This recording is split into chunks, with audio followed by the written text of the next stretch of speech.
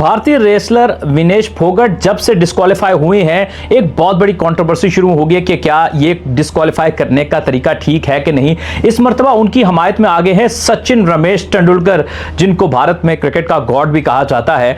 सचिन तेंदुलकर ने कहा कि इंटरनेशनल ओलंपिक एसोसिएशन को ये डिसीजन एक बार फिर देखने की जरूरत है और विनेश फोगट जो है वो सिल्वर मेडल तो डिजर्व करती हैं। यहां पर उनका ये कहना था कि कानून बना दिए जाते हैं स्पोर्ट्स में, लेकिन उन कानून को सिचुएशन के हिसाब से देखना बहुत ज्यादा जरूरी है। और उनका यह मानना था कि वो कोई चीटिंग करके आगे नहीं पहुंची हैं, सिर्फ कुछ केजीज का फर्क था जिसके ऊपर किसी प्लेयर को डिस्क्वालीफाई नहीं करना चाहिए। वो फाइनल राउंड तक अपनी मेहनत के ऊपर और अपने स्किल्स के ऊपर पहुंची हैं। उन्होंने कोई ड्रग्स का यूज नहीं किया या मसनूई कुव्वत बढ़ाने वाली जो अद्वियात होती हैं उनका इस्तेमाल नहीं किया, मेडिसिन का इस्तेमाल नहीं किया, बल्कि वो एक फेयर तरीके से पहुंची हैं और कोई उसने अनफेयर एडवांटेज नहीं लिया। यह मानना है सचिन रमेश तेंदुलकर का।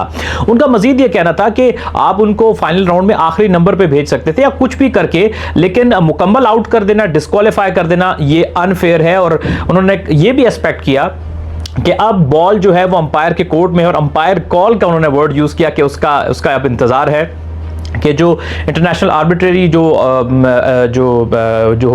अदालत होती है, उस अदालत को, उस जुडिशरी को जो विनेश फोगट है उनके हक में फैसला देना चाहिए, क्योंकि उन्होंने कोई अनफेयर एडवांटेज नहीं लिया है। ये मानना है सचिन रमेश तेंदुलकर का। उन्होंने कहा कि उनके ऊपर अब सबकी नजरें जमी हुई है कि वो क्या डिसीजन देते हैं और वो ही इंसाफ दिला सकते हैं विनेश फोगट को।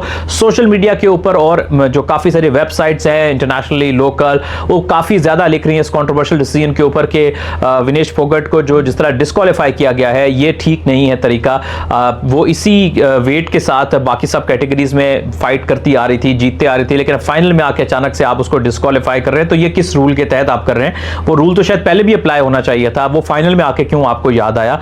तो इस बात को लेकर काफी बात चल रही है।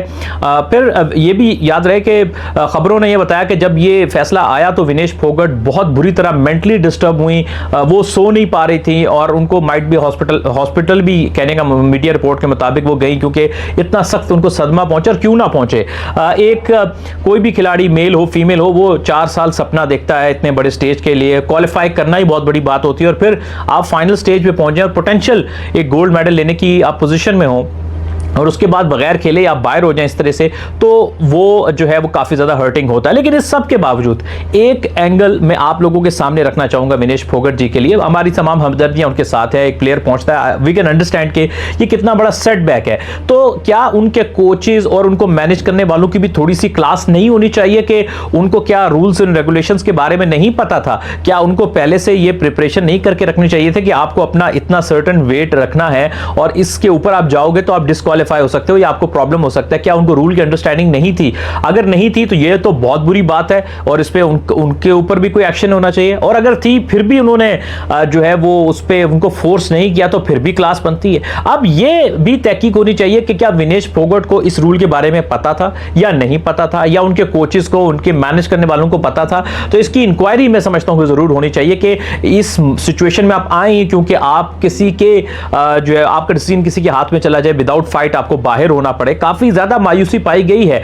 लेकिन जहां पे सचिन तेंदुलकर उनके लिए बोल रहे हैं, अपनी जगह वो बिल्कुल ठीक बात कर रहे हैं, अकॉर्डिंग टू द लॉजिक आप बात करते हैं। क्या लॉजिक ये कहती है, कभी कभी क्या होता है, आप ये कहते हो कि दुनिया में जब कानून बनते हैं ना तो हर रूल के साथ लॉजिक को भी लगाना चाहिए। एक एक्स्ट्रा रूल होता है, उसको लॉजिक कहते हैं, क्योंकि रूल्स जो होते हैं ना वो ब्लाइंड होते हैं, वो कभी कभार सिचुएशन को सेंस नहीं कर पाते, वो कभी कभी इस तरह से इंप्लीमेंट हो जाते हैं कि उसमें एक डिजर्विंग बंदा भी रूल उसको जो है वो डैमेज कर देता है, हर्ट कर देता है, या अनजस्टिफाइड उसके ऊपर प्रैक्टिस हो जाती है। तो जो लग रहा है कि विनेश फोगट के केस में हो गया। लेकिन दूसरी तरफ अपनी गलती को भी देखना चाहिए कि ये गलती तो हुई है ना। अगर वेट उनका अकॉर्डिंगली अप्रोप्रिएट होता तो ये तो प्रॉब्लम या कंट्रोवर्सी का तो बनने का मौका बनना ही नहीं था।